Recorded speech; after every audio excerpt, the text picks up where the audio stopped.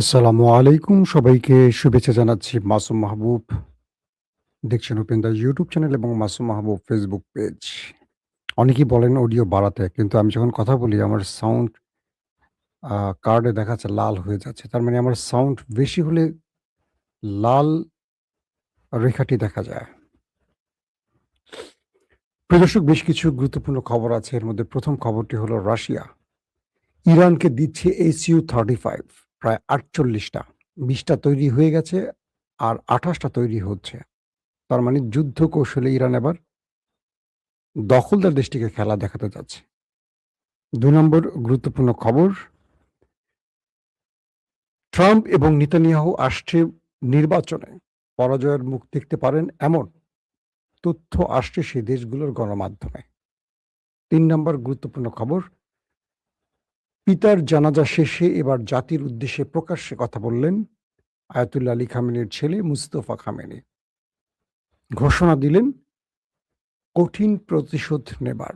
তার মানে যুদ্ধ থামছে না, যুদ্ধে এবার বড় ফ্রেমে লাগতে যাচ্ছে। পুরো মিডল ইস্ট এবার ভয়াবহ বিপর্যয়ের দিকে যাচ্ছে। একই সঙ্গে পাকিস্তান এবং সৌদি আরব সব পক্ষকে শান্ত থাকার আহ্বান করেছে। পাশাপাশি লেবাননের শিশু বা সাধারণ মানুষ হত্যায় ফেঁসে যেতে যাচ্ছে এবার নেতানিয়াহু। চলুন আমি আপনাদেরকে একটা একটা করে খবর দেওয়ার চেষ্টা করছি। মানবাধিকার গোষ্ঠীর যে তদন্তগুলো হয়েছে, লেবাননে দখলদার দেশটি যে পরিমাণ অ্যাটাক করেছে, এতে করে অনেক পরিবার, নিরীহ পরিবার মারা গেছে। এর মধ্যে ৩ টি হামলা খতিয়ে দেখার চেষ্টা করছে অ্যামনেস্টি ইন্টারন্যাশনাল। অ্যামনেস্টি ইন্টারন্যাশনালের মতে দক্ষিণ লেবাননে ৩ টি ইসরায়েলি বিমান হামলায় ১২ শিশুসহ ২৪ জন বেসামরিক নাগরিক নিহত এবং কয়েকটি পরিবার পুরোপুরি নিশ্চিহ্ন হয়ে গেছে। এটিকে যুদ্ধ অপরাধ হিসেবে তদন্ত করতে শুরু করেছে এই মানবাধিকার সংগঠনটি। মানবাধিকার সংস্থাটির তারা জানিয়েছে যে ৬, ১২ ও ১৩ মার্চ টায়ার জেলায় আল থাকানা মহল্লা, সাইদা জেলার ইরকায় এবং নাবাতিয়ে জেলায় আল রাহবাত মহল্লায় বেসামরিক নাগরিকদের বাড়িঘরে হামলা চালায় ইসরায়েল। নিহতদের মধ্যে ৫ থেকে ১৬ বছর বয়সী ১২ জন শিশু ছিল। একজন গর্ভবতী নারী ছিল এবং আরো কজন, প্রায় আরো ৬ থেকে ৭ জন নারী ছিল এবং বেশ কজন পুরুষ ছিলেন, যাদের মধ্যে অন্তত আরো ১৮ জন আহত হয়েছেন। সংস্থাটি বলছে তাদের কাছে এই সিদ্ধান্তে উপনীত হওয়ার যুক্তিসঙ্গত কারণ রয়েছে যে ইসরায়েলি বাহিনী বেসামরিক ও সামরিক লক্ষ্যবস্তুর মধ্যে পার্থক্য করতে ব্যর্থ হয়েছে। বেসামরিক ব্যক্তি বা বেসামরিক স্থাপনার উপর হামলা চালিয়ে অথবা বেসামরিক ক্ষয়ক্ষতি কমানোর জন্য সম্ভাব্য সকল সতর্কতা অবলম্বন করতে ব্যর্থ হয়েছে ইসরায়েল বা ইচ্ছাকৃত তারা লেবাননের বেসামরিক বা নিরীহ মানুষের উপর আক্রমণ করেছে। যদি এটি প্রমাণিত হয়ে যায় তাহলে আবারও নেতানিয়াহুর ফেঁসে যাওয়ার সম্ভাবনা তৈরি হচ্ছে, কারণ এটি মানবাধিকার লঙ্ঘন এবং এক প্রকার যুদ্ধাপরাধ হিসেবে বিবেচিত হবে। দর্শক, অন্যদিকে আজকে পাকিস্তান এবং সৌদি পররাষ্ট্রমন্ত্রীর মধ্যে আলাপ হয়েছে টেলিফোনে। একদিকে ছিলেন পাকিস্তানের ইসাকদার, অন্যদিকে ছিলেন সৌদি আরবের প্রিন্স ফয়সাল বিন ফারহান। তারা আমেরিকা এবং ইরানকে সতর্ক করে বলেছেন, মধ্যপ্রাচ্যে নতুন করে সংঘাত কারো স্বার্থ রক্ষা করবে না, বরং এই অঞ্চলটিকে আরো বিপর্যয়ের দিকে নিয়ে যাবে। পাকিস্তানের পররাষ্ট্র মন্ত্রণালয়ের এক বিবৃতি অনুসারে ২ নেতার এই ফোনালাপের পর কিছু তথ্য গণমাধ্যমে এসছে। গত মাসে যুক্তরাষ্ট্র ও ইরানের মধ্যে একটি চুক্তি স্বাক্ষরিত হওয়া সত্ত্বেও সংঘাত বৃদ্ধির বিষয়ে গভীর উদ্বেগ প্রকাশ করেছে দেশ দুটো। বিবৃতিতে বলেছেন তারা একমত হয়েছেন যে নতুন করে সংঘাত কারোর স্বার্থে রক্ষা করে না, বরং আঞ্চলিক শান্তি ও স্থিতিশীলতা প্রচেষ্টাকে ব্যাহত করবে। প্রিন্স ফয়সাল উত্তেজনা প্রশমন এবং সংলাপ অব্যাহত রাখার গুরুত্ব দিয়েছেন এবং অন্যদিকে সকল পক্ষকে সর্বোচ্চ সংযম প্রদর্শন করতে আহ্বান করেছেন। অর্থাৎ পাকিস্তান এবং সৌদি আরবের মধ্যে এই আলাপচারিতাটি হচ্ছে কখন, যখন ইরান এবং আমেরিকার মধ্যে আবারও অ্যাটাক শুরু হয়েছে। আবার আজকে আমেরিকার দাবি অনুযায়ী তারা অ্যাটাক বন্ধ রেখেছে, কিন্তু এরই মধ্যে মুস্তফা খামেনি প্রকাশ্যে আবারও প্রতিশোধের ঘোষণা দিয়েছেন। কি ঘোষণা দিয়েছেন আসেন আমরা শুনি। আহ, ইসলামী বিপ্লবের শহীদ নেতা আয়াতুল্লাহ সৈয়দ আলী খামেনির জানাজা শেষ হয়েছে এবং সেই জানাজা শেষে একটি বক্তব্য দেন তার ছেলে মুস্তফা খামেনি। তিনি ইরাক এবং ইরানের জনগণকে এবং পৃথিবীব্যাপী যেসব দেশের ডেলিগেটরা ইরানে এসছেন তাদের প্রতি কৃতজ্ঞতা জানান এবং প্রশংসা করেন। পরে তিনি বলেন, আমরা ওই দেশ দুটোকে, বুঝতে পারছেন তো কোন দুটো দেশ, তারা তাদের সন্ত্রাসীদের অবশ্যই কঠিন প্রতিশোধ নিতে যাচ্ছে।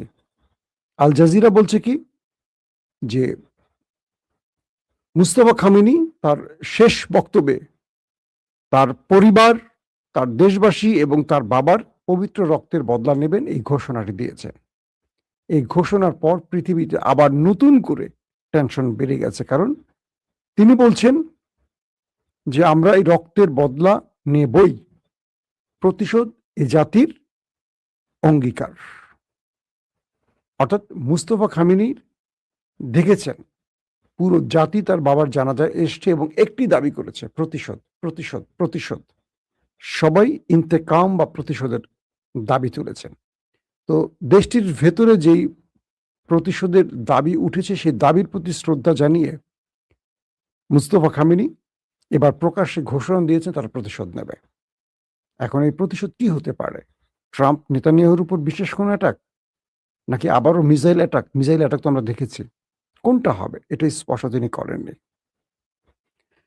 কিন্তু এই ঘোষণাটির পর আবারও আমেরিকা ইসরায়েলে টেনশন বেড়ে গেছে। হতে পারে যে কোনো সময় ইরান ইসরায়েলে বড় কোনো অ্যাটাক করতে পারে, আবার হতে পারে ইরানের উপর ইসরায়েল আক্রমণ করলে ইরান তার পাল্টা জবাবটা, প্রতিশোধের ভাষাটাকে দ্বিগুণ আকারে দেখাতে পারে। এর আগে মার্কিন প্রেসিডেন্ট ডোনাল্ড ট্রাম্প বলেছেন যে তাকে যদি আক্রমণ করে বা হত্যার চেষ্টা করে তাহলে 1000 ক্ষেপণাস্ত্র তিনি প্রস্তুত রেখেছেন। পাশাপাশি পুরো ইরানকে ধ্বংসের জন্য তার সেনাবাহিনীকে নির্দেশ দিয়েছেন। দর্শক, সবচেয়ে গুরুত্বপূর্ণ আজকের যে খবরটি আমি আরো কিছু তথ্য দেওয়ার আগে বলছি, মাস্কাটে ইতিমধ্যে ওমানের যে মাস্কাট, সেখানে আলোচনায় ইরানের পররাষ্ট্রমন্ত্রী আব্বাস আরাকচি এবং ওমানি প্রতিপক্ষ একসাথে বসেছেন। সেখানে হরমুজ প্রণালী দিয়ে জাহাজ চলাচলের নিরাপত্তার জন্য উপযুক্ত ব্যবস্থা নিয়ে আলোচনা করছেন এই নেতারা। তার মানে ইরানের ডেলিগেট ওমানে পৌঁছে গেছে এবং সেখান থেকে তারা যুদ্ধ কি করে বন্ধ করা যায় অথবা হরমুজ ইস্যুতে ইরান এবং ওমান কি সিদ্ধান্ত নিতে পারে সেই ব্যাপারে আলোচনা চলছে। আসেন কয়েকটা তথ্য আগে আপনাদের দেই। এখন ইসরায়েল এবং আমেরিকার উপর প্রতিশোধ আসলে কি নিতে পারে মুস্তফা খামেনি যে ঘোষণাটা দিয়েছেন? বলা হচ্ছে যে খামেনির কাছে তার দেশের জনগণের দাবিটা সবচেয়ে বেশি গুরুত্ব পাচ্ছে, কারণ ইরানের জনগণ জানাজার সময় প্রত্যেকে বলেছিল তারা প্রতিশোধ চায়। এখন খামেনি অবশেষে আজ তার বাবার জন্য তিনি প্রকাশ্যে বক্তব্য দিয়েছেন এবং সেখানে প্রতিশোধ শব্দটা ব্যবহার করেছেন। আল জাজিরা সহ বড় বড় গণমাধ্যম সেটাকে জোরে সোরে প্রচার করছে। তার মানে এখন মধ্যপ্রাচ্যে আবার বড় যুদ্ধের দিকে যাচ্ছে, এটা কনফার্ম। একদিকে ডোনাল্ড ট্রাম্প তার জনপ্রিয়তা হারিয়েছেন, আগামী মধ্যবর্তী নির্বাচনে পরাজয়ের মুখ দেখতে পারেন, সম্ভাবনা বেশি। অন্যদিকে ইসরায়েলের সকল জনমত নেতানিয়াহুর বিরুদ্ধে চলে গেছে, কারণ নেতানিয়াহুর বিপক্ষে যারা রয়েছেন তারা এখন একজোট হয়ে নেতানিয়াহুর বিরুদ্ধে নেমেছেন। তার মানে আসছে নির্বাচনে নেতানিয়াহুর পরাজয় কনফার্ম। অক্টোবরে যে নির্বাচনটি হবে সেখানে মিস্টার নেতানিয়াহু, আমার নেতা কাকুর পরাজয়ের সম্ভাবনা সর্বাধিক, ট্রাম্পেরও পরাজয়ের সম্ভাবনা সর্বাধিক। প্রশ্ন হলো নেতানিয়াহু বাঁচবেন কি করে? তার বিরুদ্ধে প্রচুর দুর্নীতি মামলা রয়েছে। নেতানিয়াহুর সাথে আমাদের প্রিয় দেশ ভারতের নরেন্দ্র মোদীর একটা মিল আছে। তিনি প্রতিটি নির্বাচনের আগে একটা ঘটনা ঘটান, অর্থাৎ দেখবেন নরেন্দ্র মোদী নির্বাচনের আগে পাকিস্তানের সাথে উত্তেজনা তৈরি করেন। পেহেলগাঁও, পুলওয়ামা, শ্রীনগর, জম্মু কাশ্মীর, এইরকম কিছু ঘটনা ঘটাবেন এবং এই ঘটনার মধ্য দিয়ে দেখা যাবে পাকিস্তানের বেশ কিছু ভারতের কিছু সেনা মারা গেছে, ভারতের অনেক সিভিলিয়ান মারা গেছে, বোমা হামলা হবে। তারপর একটা নতুন মুভি তৈরি করবে ভারত। সেই মুভিটা কি? ভারত পাকিস্তানে একটা স্ট্রাইক চালাবে, সার্জিক্যাল স্ট্রাইক। এটা নিয়ে 3-4 মাস মাতামাতি করতে করতে ভোট হয়ে যাবে। মানুষ পাকিস্তানের বিরুদ্ধে নরেন্দ্র মোদীকে মারবে, শুধু ছিল মারবে, নরেন্দ্র মোদী জিতে যাবে। ঠিক একইভাবে আমার নেতা কাকু, তিনি এ পর্যন্ত ফিলিস্তিনের সাথে যুদ্ধ ছড়িয়ে এখন পর্যন্ত আজকে কত বছর টেনে যাচ্ছেন। কেন টেনে যাচ্ছেন? কারণ তার বিরুদ্ধে দুর্নীতির মামলা চলছে। একদিকে তিনি প্রধানমন্ত্রী, কিন্তু তার বিরুদ্ধে মামলা চলছে এবং তাকে কোর্টে যেতে হচ্ছে নিয়মিত। এই যুদ্ধ করে তিনি আর কোর্টে যাচ্ছেন না। বলেন যুদ্ধকালীন সময় তার সিকিউরিটি প্রবলেম, তিনি কোর্টে যেতে পারবেন না। আগামী তো সেম কাজটি তিনি করবেন। অক্টোবরের নির্বাচনে তিনি মুখোমুখি হবেন না, নতুন নাটক করবেন, সেটা সময়ের আলোকে বোঝা যাবে। তবে ট্রাম্প তার উপর ক্ষেপে আছেন বলা হচ্ছে। তো আমেরিকার নজর তার উপর থেকে উঠে গেলে কিছু ঘটতে পারে। তাহলে প্রশ্ন হলো, যদি ইরান প্রতিশোধ নিতে চায় কিভাবে নেবে? মুস্তাফা খামেনি যে প্রতিশোধের ঘোষণা দিয়েছেন, কিভাবে নেবেন? ইতিমধ্যে ইরান তার শক্তিশালী মিসাইলগুলোকে লঞ্চিং প্যাডে বসানোর কাজ শুরু করেছে, এমন তথ্য আসছে। কারণ আমেরিকা এই যে আলোচনা করছে বাজার শেষে, অর্থাৎ বৃহস্পতিবার রাত বা শুক্রবার জুমাবার রাতে আবারও ইরান একটা অ্যাটাক করবে, যে কোনো ছুতোয়। এটা একটা বাণিজ্যিক যুদ্ধ। ট্রাম্প এই বাণিজ্যিক যুদ্ধের মাধ্যমে তিনি শেয়ার বাজার কন্ট্রোল করেন বা হাতিয়ে নেন বিশাল অঙ্কের টাকা, বা তার বন্ধুদের হাতিয়ে নেওয়ার সুযোগ করে দেন। আবার থেমে যাবেন, আবার যুদ্ধ চলবে, আবার থেমে যাবেন। এই ভেঙে ভেঙে এই কাজগুলো চলবে। তো ইরানের পররাষ্ট্রমন্ত্রী আব্বাস আরাকচি বলছেন যে আমেরিকা যে শর্তগুলো নিজেরাই করেছে আমাদের সাথে, সেই শর্তগুলো নিজেরাই ভায়োলেট করেছে। তারা আমাদেরকে হরমুজ ইস্যুতে প্রত্যেকটা বিষয়ে সম্মতি দিয়ে সিগনেচার করেছে, স্বাক্ষর করেছে।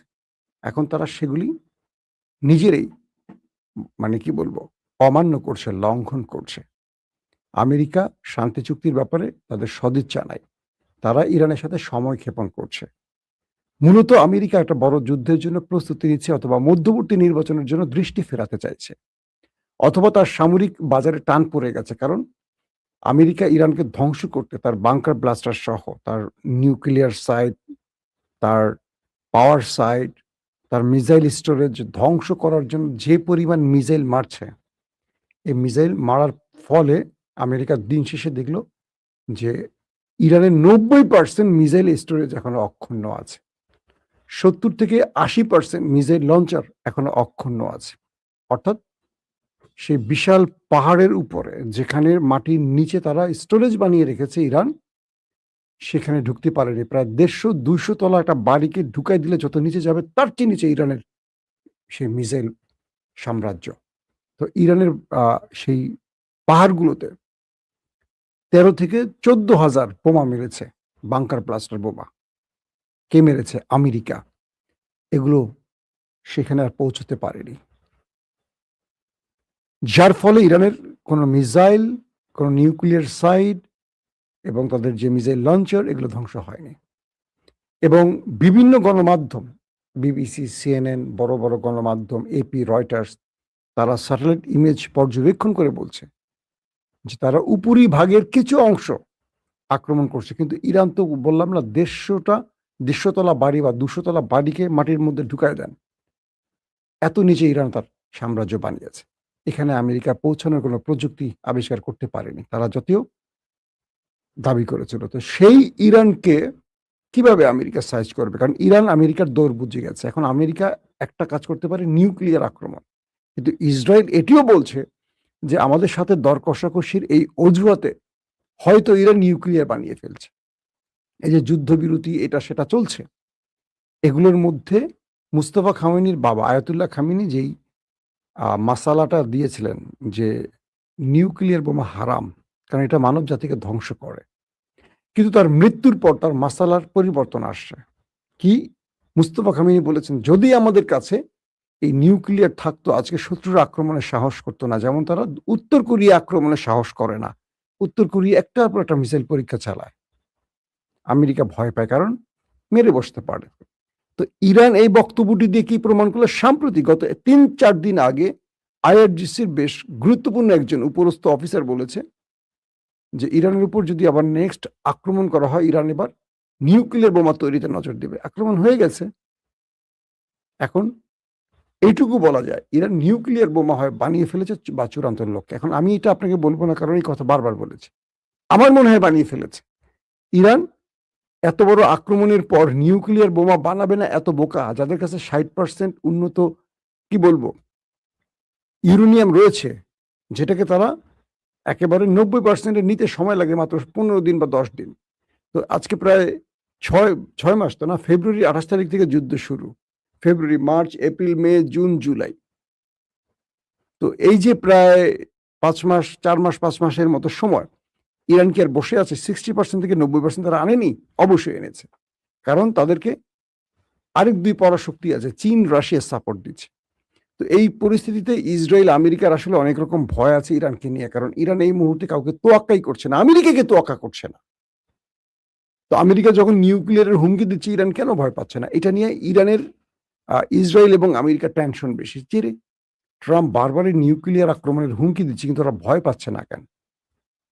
এদিকে রাফায়েল গ্রোসি, যে অ্যাটমিক এনার্জি চেয়ারম্যান বা প্রধান, তাকে ইরান ঢুকতে দিচ্ছে না, কাউকে ঢুকতে দিচ্ছে না। তো এই পরিস্থিতিতে ইরান প্রতিশোধ নেবে ঘোষণা দিয়েছে মুস্তফা খামেনির মাধ্যমে। যে ঘোষণাটি আসছে তাতে করে বলা যাচ্ছে থামছে না যুদ্ধ, আবার শুরু হচ্ছে বড় ফ্রেমে। কারণ এই প্রতিশোধটা কখন কিভাবে নিবে মুস্তফা খামেনি, তার উপর ডিপেন্ড করে ভিন্ন কিছু ঘটতে যাচ্ছে। অন্যদিকে আরবের বাকি দেশগুলো যে কোনোভাবে তারা মধ্যপ্রাচ্যকে, মিডল ইস্টকে শান্ত রাখার জন্য তাদের কূটনীতিকে চরম পর্যায়ে নিয়ে গেছে। এখন সবাই দৌড়াদৌড়ি শুরু করছে। কাতার, গতকালকে, আজকেও কাতার ইরানের ডেলিগেট পাঠিয়েছে যেন এটাকে ঠান্ডা করা যায়। পাকিস্তানের সাথে ইরানের কথা হচ্ছে, পাশাপাশি তুরস্কের সাথেও যোগাযোগ চলছে। ট্রাম্প নিজের জীবন রক্ষা এখন টেনশনে আছে। সে তুরস্ক সফর করেছেন, পথের মধ্যে তিনি টানা যান না, একটা বিমান, তার বিমান চেঞ্জ করে ফেলেছেন, ওমানের একটি বিমান, সামরিক বিমানে গেছেন, তারপর তুরস্কে গিয়ে A1 একটা পুরনো বিমানে উঠছেন, ব্রিটেনে গিয়ে নেমে গেছেন। মানে তার যে রুট, নির্ধারিত রুট পরিবর্তন করে, বিমান পরিবর্তন করে, অনেক ঝাক্কি ঝামেলা পেরিয়ে তিনি তুরস্কে গেছেন, তুরস্ক থেকে আবার আমেরিকায় ফিরেছেন মিস্টার ট্রাম্প। তার মানে ইরান কিছু একটা করতে যাচ্ছে, এটা ট্রাম্প বুঝে গেছে। সেই বোঝা থেকে এখন বড় ফ্রেমে টেনশনে পড়ে গেছেন, যে কারণে তিনি হুমকিও দিয়েছেন ইরানকে যে আমি যদি মরে যাই তোমাকে শেষ করে ফেলবো। তুই বেটা মরে গেলে শেষ করবি কিভাবে? তো সেনাবাহিনী, তো নতুন প্রেসিডেন্ট নির্বাচন নিয়ে ব্যস্ত হয়ে যাবে। দর্শক, বিদায় নিচ্ছি আজকের মতো। প্রত্যেকে ভালো থাকবেন। আল্লাহ হাফেজ।